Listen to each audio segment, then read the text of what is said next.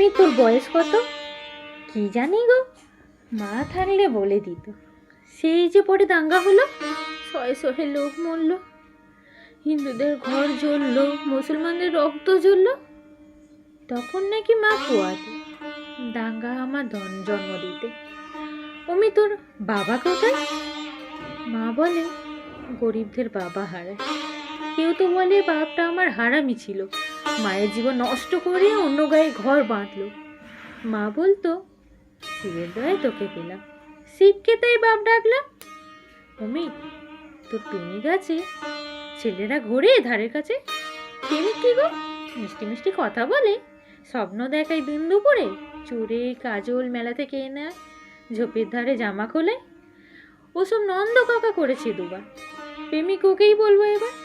অমি, তোর পদবী কি? বাপে নাকি দেয় শুনেছি। পদবী থাকলে ভাত পাওয়া যায়। বাপের আদর কাঁদায় হাসায়, ওটা কি বাজারে মেলে? কিনবো তবে 2-10 দিলে। দামে হলে চাই না আমার, থাকতে হবে বাপ ঠাকুরদার। অমি, তোর রূপসী? লোকে বলে দাগর বড় সর্বনাশী, রূপ তো নয় চোখের ধারায়, যৌবনেতে করিরা। পুরুষ চোখে ইশারায় আসে, সুযোগ বুঝে বুকে পাচায় হাত ঘষে। রূপ কি শুধুই মানুষে বেশি?